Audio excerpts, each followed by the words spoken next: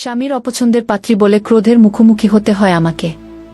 প্রতিদিন গালাগালি, মারধর এগুলো তো চলতেই থাকত। এমনকি আমার নামে বাজে মন্তব্য করতেও পিছপা হতো না। সব দেখে শুনে একদিন আমার শ্বশুর যা করলেন আমার সাথে, আমি তো অবাক। কল্পনাও করতে পারিনি আমার শ্বশুর এমনটা করতে পারেন। সত্যি এই পরিস্থিতির জন্য আমি প্রস্তুত ছিলাম না। আমার নাম নিশাত জাহান। সেই ছোটবেলায় মা মারা যান ক্যান্সারে। তারপর বাবা আরেকটা বিয়ে করেন। সৎমা আমাকে দুচোখে দেখতে পারেন না। বাড়ির সব কাজ আমার হাতে তুলে দেন। পড়াশোনা কি তাও জানি না। স্কুলের বারান্দায় পা রাখতে পর্যন্ত দেননি।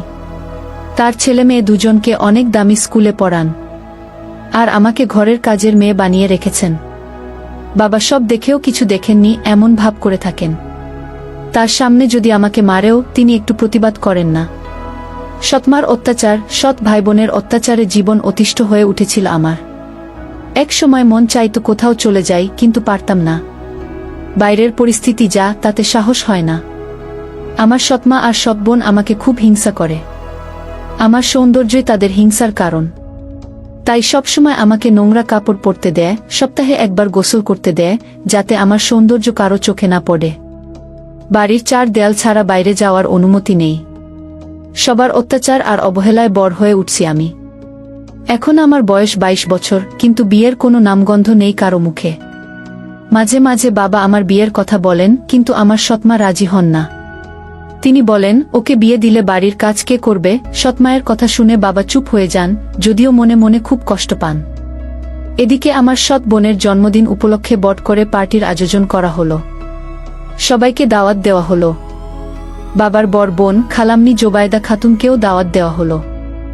আমার সৎমা ওনাকে খুব ভয় পায়। বড় খালা আমাকে খুব ভালোবাসেন।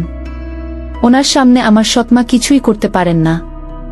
যখন বাবার মুখে শুনলেন বড় খালা আসবেন, তিনি খুব ভয় পেয়ে গেলেন। আমাকে বললেন, আজ মেহমান আসবে, তৈরি হয়ে থাক। সেদিন বড় খালা একা আসেননি, সাথে খালু এবং উনার দেবর এসেছিলেন। দেবরের নাম মোশাররফ হোসেন। খালারা 3 ভাই। খালু সবার বড়। খালাকে দেখে আমি কাছে গিয়ে সালাম করি। খালা আমাকে জড়িয়ে ধরে বললেন, সালাম করতে হবে না, আমার বুকে আয়। কতদিন পরে দেখলাম তোকে, কেমন আছিস? আমি বললাম, ভালো, আপনি কেমন আছেন? খালা বললেন, ভালো। তারপর আমি বড় খালু এবং ছোট খালুকে সালাম করলাম। সবাই আমার মাথায় হাত রেখে দোয়া করলেন, সুখে থাকো মা, সুখে থাকো। বড় খালা সব জানেন আমার সৎমার ব্যাপারে। তাই তিনি বললেন, দোয়া করলেও কি হবে? সুখ ওর কপালে লেখা নেই। সৎমা আসার পর থেকে গোলামের মতো খাটিয়ে মারছে মেয়েটাকে। আর আমার ভাই, ও তো বুয়ের গোলাম। ও যদি ঠিক থাকতো তাহলে মেয়েটা রানীর হালে থাকত। মেয়েটাকে এখন বিয়ে দেওয়া উচিত। ওদের কোনো চিন্তাধারা আছে? আরও অনেক কিছু বললেন বড় খালা। সব কথা মনোযোগ দিয়ে শুনছিলেন ছোট খালু। সেদিন জন্মদিনের অনুষ্ঠান ভালোভাবেই হলো। সবাই যার যার বাড়িতেও চলে গেল। একদিনের জন্য ভালো পোশাক, ভালো খাবার নসিব হয়েছিল। তারপরের দিন থেকে আগের মতো চলতে থাকে। ওদিকে বড় খালার দেবর আমার কথা তুললেন ওনার বড় ছেলের জন্য। খালা বললেন, দেখ ভাই, আমার ভাইঝি মেয়ে হিসেবে ভালো, দেখতেও খুব সুন্দরী, তবে পড়াশোনা জানে না। কোথায় তোর ছেলে MA পাস? ও কি মূর্খ মেয়েকে বিয়ে করবে? মোশাররফ হোসেন বললেন, ভাবি, তুমি তো জানো আমার 2 ছেলে আমার কথা মেনে চলে। মেয়ে পড়াশোনা না জানুক, তাতে আমার কোনো আপত্তি নেই। মেয়েটা আমার পছন্দ হয়েছে, ওকেই আমার ছেলের বউ বানাব। খালা বললেন, ঠিক আছে, আমি ভাইয়ের সাথে কথা বলে দেখি, তারপর তোমাকে জানাচ্ছি। এরই মধ্যে কয়েকদিন কেটে গেল। একদিন খালা আমাদের বাড়িতে এলেন। বাবার সাথে আমার বিয়ের ব্যাপারে কথা বললেন। বাবা শুনে আপত্তি না করে রাজি হয়ে গেলেন। এদিকে আমার সৎমা বিয়ের কথা শুনে মনে মনে জ্বলছে, কিন্তু খালার জন্য কিছু বলতে পারছে না। তারপর আমার বিয়ে ঠিক হলো। ছেলের নাম ফরহাদ আহমেদ। দেখতে মোটামুটি ভালো, তবে জেদি এবং অহংকারী টাইপের। আমি পড়াশোনা জানি না বলে প্রথমে বিয়েতে অমত করেছিল, কিন্তু বাবার ভয়ে রাজি হয়ে গেল। এদিকে আমি মনে মনে খুব খুশি হলাম। অন্তত এখান থেকে গেলে একটু শান্তিতে থাকতে পারবো, এই আশা বুকে বেঁধে স্বপ্ন দেখতে থাকি। একসময় বিয়ের দিন চলে এলো। আজ আমার বিয়ে। তেমন আয়োজন করা হয়নি, কারণ আমি তার নিজের মেয়ে নেই। আমার শ্বশুর খুব ভালো মানুষ, এসব দেখেও কিছু বললেন না। বিয়ে হয়ে যাওয়ার পর আমি নতুন সংসারে চলে এলাম। রাত 12টার দিকে আমাকে বাসর ঘরে তোলা হলো, কিন্তু ফরহাদ কোনোভাবেই ঘরে প্রবেশ করতে রাজি নয়। তার একটাই কথা, বিয়ে করতে বলেছ, করেছি, কোনো অমত করিনি, কিন্তু এখন আমাকে বাধ্য করো না বাসর ঘরে যেতে। আমার কোনো ইচ্ছে নেই ওই ঘরে যাওয়ার। এই কথা আমার শ্বশুর শুনতে পেয়ে তাকে খুব বকা দিয়ে রুমে পাঠালেন। ফরহাদ এলো বটে, কিন্তু মুখে বিরক্তির ছাপ। মনে মনে আমার উপর খুব রেগে আছে, সবকিছুর জন্য আমাকেই দায়ী করছে। দরজা লাগিয়েই আমার সামনে দাঁড়ালো, তারপর আমাকে বলল, ওই খাট থেকে নেমে আয়, তোর সাথে আমার কথা আছে। আমি ওর কথায় চমকে উঠলাম। এমন করে কেন বলছে? আমি ওর কথা মতো নেমে এলাম। এখন ফরহাদের সামনে দাঁড়িয়ে আছি। হঠাৎ আমার গাল টিপে ধরে বলল, আমার বাবাকে বশ করতে পারলেও কিন্তু আমাকে পারবি না, মূর্খ গেজো। তুই কি ভেবেছিস আমি তোকে বিয়ে করে বউ হিসেবে মেনে নেব? কখনো না। আমার মতো ছেলের বউ হওয়ার জন্য কত সুন্দরী সুন্দরী মেয়ে পিছনে পিছনে ঘোরে। তুই তো কিছুই নসি। আরও অনেক কিছু বলছিল। এদিকে আমার গাল জোরে টিপে ধরায় খুব ব্যথা পাচ্ছিলাম। ছাড়ানোর চেষ্টা করেও পারছিলাম না। কিছুক্ষণ পর ছেড়ে দিয়ে বলল, ইচ্ছে করছে তোকে ঘর থেকে লাথি মেরে বের করে দেই, কিন্তু বাবার জন্য পারছি না। এখানে থাকতে হলে তোকে আমার মতো চলতে হবে। আর একটা কথা কান খুলে শুনে রাখ, এসব কথা বাবার কানে যেন না যায়, তাহলে আমার থেকে খারাপ আর কেউ হবে না। এই বলে রাখলাম। তারপর খাট থেকে একটা বালিশ আমার মুখের উপর ছুঁড়ে মেরে বলে, যেখানে মন চায় সেখানে শুয়ে পড়, তবে খাটে ঘুমানোর চেষ্টা একদম করবি না। এই বলে ফরহাদ শুয়ে পড়ল। আমি বালিশটা কুড়িয়ে নিয়ে কান্নায় ভেঙে পড়লাম। হে আল্লাহ, এ কোনো জন্মের শাস্তি দিচ্ছেন আমাকে? নিজের বাড়িতে সৎমা ভাই বোনের অত্যাচার, আর এখানে স্বামীর অত্যাচার। এত দুঃখ কষ্ট সহ্য করার জন্যই কি পাঠিয়েছেন দুনিয়াতে? জন্মের সময় কেন উঠিয়ে নিলেন না আমাকে? করার মতো আঘাত করছিল। ঘরে চোখ বুলিয়ে দেখলাম কোথাও শোয়ার মতো জায়গা আছে কিনা, কিন্তু কোথাও কিছু চোখে পড়ল না। মেঝেতে ঘুমানোর জন্য একটা মাদুরও চাই, সেটাও নেই। তাই টেবিলের কাছে একটা চেয়ার ছিল, সেটাতে বসে রাত কাটিয়ে দিলাম। ঘুম হয়নি আমার। সারারাত ফরহাদের কথাগুলো কলিজায় ফালি ফালি করার মতো আঘাত করছিল। মনে হচ্ছিল এই পৃথিবীতে যত দুঃখ কষ্ট আছে সব আমার জন্যই লেখা আছে, তাই ভোগ করে যাচ্ছি। একসময় সকাল হলো।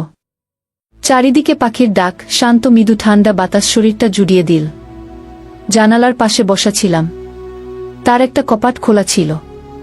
রাতে আসার কারণে বাইরের দৃশ্য উপভোগ করতে পারিনি। এখন চোখ পড়তেই বুঝতে পারলাম বাইরের দৃশ্যটা আমাদের ওখান থেকেও খুব সুন্দর। বাড়ির ভিতরে নানান রকমের ফুলের বাগান, চারপাশে বড় বড় গাছ। পরিবেশটা দেখে মনটা জুড়িয়ে গেল। উঠে ফ্রেশ হয়ে নিলাম। তারপর কাপড় বদলে বসে আছি। কিছুক্ষণ পর দরজায় টোকা পড়ল। কোনো পুরুষ কণ্ঠ ফরহাদ নাম ধরে ডাকছে। ফরহাদ তখনও ঘুমাচ্ছে, তাই আমি বাধ্য হয়ে দরজা খুললাম। দরজা খুলতেই দেখি 23-24 বছরের এক যুবক দাঁড়িয়ে আছে। আমাকে দেখে মাথা নিচু করে বলল, গুড মর্নিং ভাবি। ভাইয়া কোথায়? বুঝতে পারলাম এটা আমার দেবর। আমি বললাম, উনি তো ঘুমাচ্ছেন। ছেলেটা বলল, ভাবি, আমার নাম রিফাত আহমেদ। বাবা নাস্তার টেবিলে অপেক্ষা করছেন, তাই ডাকতে এলাম। ভাইজা যখন ঘুমাচ্ছেন, আপনি চলুন আমার সাথে। আমি আর কিছু বললাম না। রিফাতের পিছু পিছু গেলাম নাস্তা করতে। আমার দেবর খুব ভালো, পড়াশোনা ঢাকায় করে। আমাদের বিয়ে উপলক্ষে তাই এসেছিল। আমাকে খুব সম্মান করে। এদিকে দিন দিন ফরহাদ ক্ষিপ্ত হয়ে উঠছে আমার উপর। যখন তখন হাত তোলে আমার গায়ে। আমার শ্বশুর অনেক বোঝানোর চেষ্টা করেন। ফরহাদ বাবার কথা পাত্তা দেয় না। আগে এমন ছিল না। আমাকে বিয়ে করার পর থেকে এমন বেপরোয়া হয়ে গেছে। এর জন্য নিজেকে দায়ী মনে হয়। মাঝে মাঝে এমন বাড়িতে আসে 2-1 সপ্তাহ ছুটি নিয়ে। ঢাকায় পড়াশোনা করার কারণে সব বন্ধু ঢাকায়। এখানে তেমন বন্ধু নেই ওর, তাই বেশিরভাগ সময় বাড়িতে থাকে। রিফাত প্রায় সময় দেখত আমাকে মারছে ফরহাদ। মাঝে মাঝে ছাড়ানোর জন্য এগিয়ে আসত। বেচারা রিফাত ছাড়াতে এসে ভাইয়ের হাতে মার খেত। আমি অনেকবার বারণ করেছি। রিফাত বলে, ভাবি, চোখের সামনে আপনাকে মারছে, কি করে না গিয়ে থাকি বলুন তো? এভাবে চলতে থাকে প্রায় 2 বছর। একদিন রাতে খুব বৃষ্টি হচ্ছিল। ফরহাদ বাসা ছিল। পরীক্ষার কারণে ঢাকায় যায়নি। বৃষ্টির কারণে আমার শ্বশুর খাবার খেয়ে তাড়াতাড়ি শুয়ে পড়লেন। 10টার দিকে ফরহাদ খেয়ে শুয়ে শুয়ে মোবাইল দেখছে। কি দেখছে জানি না, তবে ওর চেহারা দেখে লক্ষণ ভালো মনে হলো না। মনে হচ্ছে খারাপ কিছু দেখছে ফোনে। এমনিতেই তো আমার সাথে কথা বলে না, তাই আমি জিজ্ঞেস করার প্রয়োজন বোধ করিনি। নিজে মাদুর পেতে শুয়ে পড়লাম। সারাদিন কাজ করার ফলে শরীর ক্লান্ত লাগছিল, তাই চোখ বন্ধ করে ঘুমানোর চেষ্টা করছি। ধীরে ধীরে ঘুমের রাজ্যে হারিয়ে যাচ্ছি। হঠাৎ কেউ একজন ঝাঁপিয়ে পড়ল আমার উপর। ব্যাপারটা কি ঘটল বুঝতেই পারলাম না। শুধু এটুকু বুঝতে পেরেছি কেউ আমার সাথে ধস্তাধস্তি করছে। কাঁচা ঘুম ভেঙে যাওয়াতে মনমেজাজ খুব খারাপ ছিল। জোরে ঝাঁপিয়ে পড়ার কারণে বুকে খুব ব্যথা পেয়েছি, খুব যন্ত্রণা হচ্ছে। কিছুক্ষণ সময় লেগে গেল বুঝতে কে এমন করছে। সারা ঘর অন্ধকার ছিল। আমি জোরে ধাক্কা মেরে ফেলে দিয়ে বললাম, কে? ফরহাদ নিজেকে সামলে নিয়ে বলল, আমি। আমার আর বুঝতে বাকি রইল না। ফরহাদ এমন করছে আমার সাথে, কিন্তু কেন? আমাকে বললেই তো পারত আমি ওর বিবাহিতা স্ত্রী, আমার সবকিছু ওর। তাহলে জোরজবরদস্তি করার কি প্রয়োজন? আর ভাবার সুযোগ পেলাম না। ফরহাদ আবার ঝাঁপিয়ে পড়ল আমার উপর। ওর প্রতিটি স্পর্শ যন্ত্রণাদায়ক মনে হচ্ছিল। সারা রাত পশুর মতো বারবার নিষ্পেষণ করেছে আমাকে। বাধা দিতে চেয়েছিলাম অনেকবার, কিন্তু পেরে উঠিনি। যতবার বাধা দিয়েছি ততবার ওর লোহার মতো হাতের থাপ্পড় খেয়েছি। তাতে আমার ঠোঁট ফেটে গেছে, 2 গালে আঙুলের দাগ স্পষ্টভাবে ফুটে উঠেছে। ভোরের দিকে ছেড়ে দিল।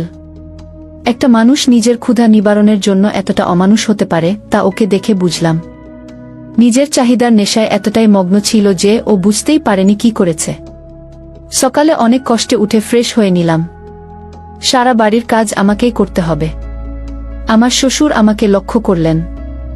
আমার মুখ দেখে তিনি বুঝে গেলেন কাল রাতে নিশ্চয়ই আমাকে মেরেছে ফরহাদ।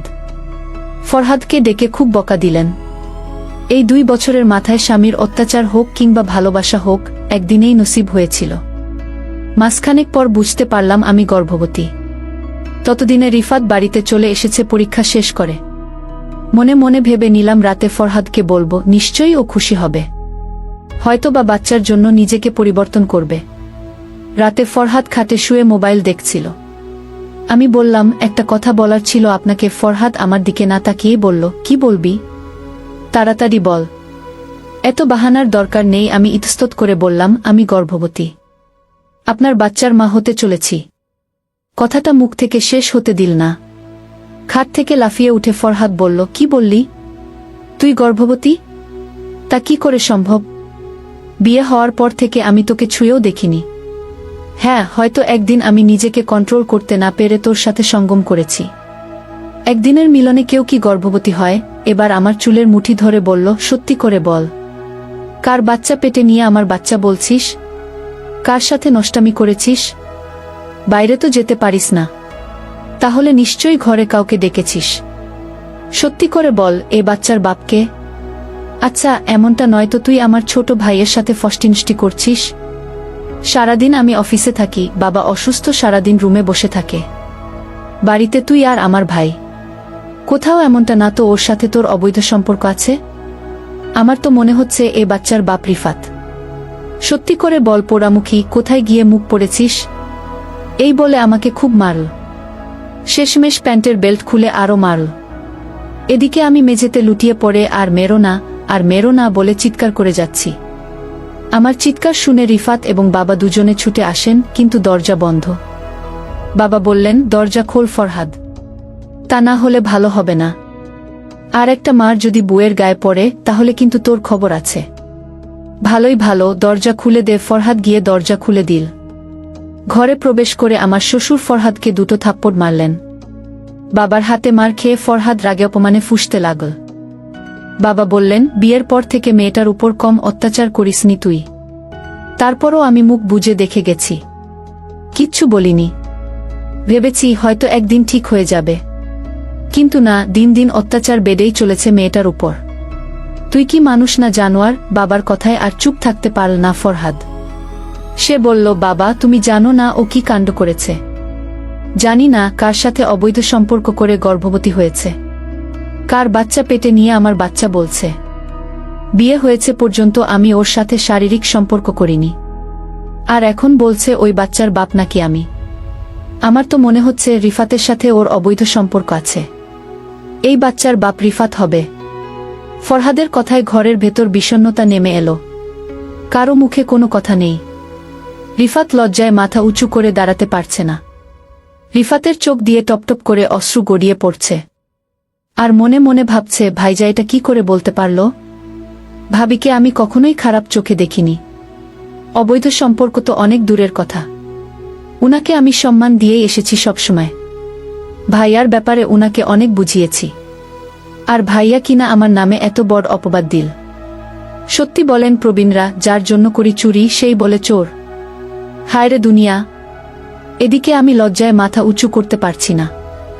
আমার শ্বশুর পাথরের মূর্তির মতো দাঁড়িয়ে কোনো প্রতিউত্তর করছেন না। বাবা কিছু বলছেন না দেখে ফরহাদ আরও প্রশ্রয় পেয়ে বলল, আমি জানতাম এ মেয়েটা খারাপ, তাই তো বিয়ে হচ্ছে না। সৎমা এমনি ওকে মারত না, খারাপ দেখেই মার খেত।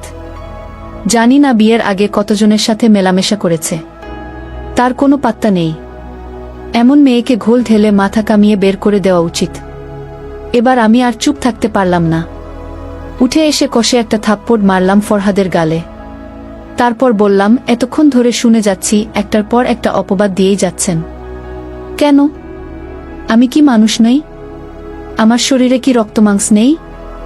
সেদিন রাতে কুকুরের মতো ঝাঁপিয়ে পড়ে আমার এই শরীরটাকে ছিঁড়ে ছিঁড়ে খেয়েছেন। পশুর মতো আচরণ করেছেন সারা রাত। বাধা দেওয়াতে থাপ্পড় মেরে রক্তাক্ত করেছেন আমাকে। এত তাড়াতাড়ি ভুলে গেলেন মাসখানেক আগের কথা? আমার এই পরিস্থিতি দেখে বাবা আপনাকে খুব বকেছিলেন, মনে নেই? আমার শ্বশুরের মনে পড়ে গেল সব কথা। আমি আরও বললাম, আপনার লজ্জা করে না নিজের সন্তানকে অন্যের সন্তান বলে চালাতে? যে ভাইয়ের উপর দোষ চাপাচ্ছেন সে আপনার মতো পশু নয়। মানুষকে কিভাবে সম্মান দিতে হয় অন্তত সেটা জানে সে, যেটা আপনি জানেন না।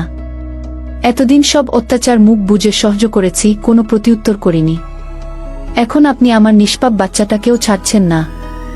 আমার কথা পুরোপুরি শেষ হলো না। তার আগেই আমার শ্বশুর বললেন, বৌমা চুপ হয়ে যাও। তারপর ফরহাদকে বললেন, তুই বল কি চাস? ফরহাদ বলল, ওর সাথে সংসার করতে পারব না, ওকে ডিভোর্স দিতে চাই। বাবা বললেন, ঠিক আছে তাই হোক। বাবা আর ফরহাদের কথা শুনে আমি মাথায় হাত দিয়ে বসে পড়লাম। কি বলছে এরা? আমাকে ডিভোর্স দিলে আমি যাব কোথায়? বাবার বাড়িতে যেতে পারব না। সৎমা আমাকে ঘরে জায়গা দেবে না। কিছুই বুঝতে পারছি না। বাবা রিফাতকে বললেন, তুই আমার সাথে আয়। এই বলে বাবা আর রিফাত আমার খালার বাড়ি গেলেন। সেখানে তাদের মধ্যে কি কথা হয়েছে আমি জানি না। 2 দিন পর ফরহাদ আমাকে ডিভোর্স দিল। বাবা আমাকে বললেন, তোকে আমি ছেলের বউ বানিয়ে নিয়ে আসিনি, নিজের মেয়ে করেই এনেছি। আমাকে বাবা ডাকিস। সব বাবাই মেয়েদের ভালো চায়। ফরহাদ তোকে ডিভোর্স দিয়েছে, তাতে দুঃখ করিস না। তোর জন্য ভালো কিছু লিখে রেখেছেন আল্লাহ। অপেক্ষা কর। আজ থেকে তোর খালার বাড়িতে থাকবি, যতদিন না তোর ডেলিভারি হচ্ছে। ফরহাদ অস্বীকার করেছে এটা ওর সন্তান না, এটা রিফাতের সন্তান। তাই আজ থেকে এর দায়িত্ব রিফাত নেবে। বাচ্চাটা ভূমিষ্ঠ হওয়ার পর আমরা রিফাতের সাথে তোর বিয়ে দেব। বাবা রিফাতের দিকে তাকিয়ে বললেন, তো কোনো আপত্তি আছে?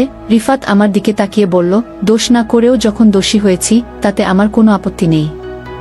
আমি রাজি আছি আপনাদের কথায়। আমি অবাক হয়ে রিফাতের দিকে তাকিয়ে আছি। কি বলছে? সামনে ওর উজ্জ্বল ভবিষ্যৎ, আমার জন্য কেন নষ্ট করবে? আমি চুপ করে থাকতে পারলাম না। আমি বললাম, বাবা আপনি আমাকে যা বলবেন আমি তা শুনতে রাজি, কিন্তু এই বিয়ে মানতে রাজি নই।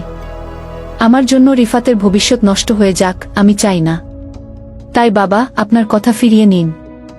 আমার কথায় সবাই অবাক হলেও কিন্তু তাদের কথা নড়ল না। বাচ্চা ডেলিভারি হওয়ার পর রিফাতের সাথে আমার বিয়ে হবে। রিফাত বলল, আমি ওর সাথে একা কথা বলতে চাই। এই কথা শুনে সবাই উঠে চলে গেল। এখন শুধু রিফাত আর আমি বসে আছি একা ঘরে। রিফাত উঠে এসে আমার পাশে বসল। কিছুক্ষণ নীরবতা থেকে বলল, আমি জানি ভাইয়াকে তুমি অনেক ভালোবাসো, তাই আমাকে বিয়ে করতে চাইছ না। যে বাচ্চাটা ভাইয়ার সেটা এখন আমার বাচ্চা হয়ে গেছে, তাই আমি বাধ্য হয়েই তোমাকে বিয়ে করতে চাইছি না, বরং আমি সানন্দে তোমাকে বিয়ে করতে চাই। আমার কোনো আফসোস নেই। বরং গর্ব হচ্ছে যে তোমাকে একটা নতুন জীবন দিতে পারবো। সুখে শান্তিতে এক মুঠো ভাত তোমার মুখে তুলে দিতে পারবো। আর আমার বাচ্চা, আমরা দুজনে মিলে ওকে মানুষ করব। ওর কথা ভেবেও যদি হয় তাহলে বিয়েতে রাজি হয়ে যাও। রিফাতের কথা শুনে আমার চোখ দিয়ে জল পড়ছে। আমি বললাম, এটা কি করে সম্ভব? আমি তো পড়াশোনা জানি না, তুমি স্নাতকোত্তর সম্পন্ন করেছ, চাকরির জন্য আবেদন করেছ। ইনশাআল্লাহ ভালো চাকরি পেয়ে যাবে। আমার থেকেও ভালো মেয়ে পাবে তুমি। আমাকে বিয়ে করে তোমার জীবনটা নষ্ট করো না। রিফাত বলল, কে বলেছে আমি আমার জীবন নষ্ট করছি? আমি তো মনে করি তোমাকে পেলে আমি স্বর্গ হাতে পাব। তোমার মতো খাঁটি মনের মানুষ এই পৃথিবীতে আছে কিনা জানি না। জানি না ভাইয়ার কেন চোখে পড়ল না তুমি। আমি স্বেচ্ছায় এবং ইচ্ছায় তোমাকে বিয়ে করছি। তারপর রিফাত আমার হাতটা ধরে বলল, এই তোমার হাত ধরে ধরেছি, কখনো ছাড়ব না। কথা দিলাম। তারপর আমার চোখের পানি মুছে দিল। দেখতে দেখতে ডেলিভারির সময় চলে এলো। আমার ফুটফুটে একটা ছেলে হলো। সবাই খুশি। ফরহাদ তখনও নিজের বাচ্চা বলে পরিচয় দিতে চায় না। তাই আমার শ্বশুর রিফাতের সাথে আমার বিয়ে দিলেন। এতদিনে রিফাতের চাকরিও হয়ে গেছে, ভালো মাইনের বেতন। বিয়ের পর সে চাকরিতে যোগ দেয়। তাই আমাদের বাসর হয়নি। আমি বাচ্চা হওয়ার কারণে অসুস্থ ছিলাম। প্রায় 2 মাস পর ছুটি নিয়ে রিফাত বাড়িতে আসল। আজ আমাদের বাসর রাত, কিন্তু ঘর সাজানোর জন্য কেউ নেই। রিফাত নিজেই পুরো ঘর সাজাল। আজ আমি নিজে সেজেছি রিফাতের জন্য।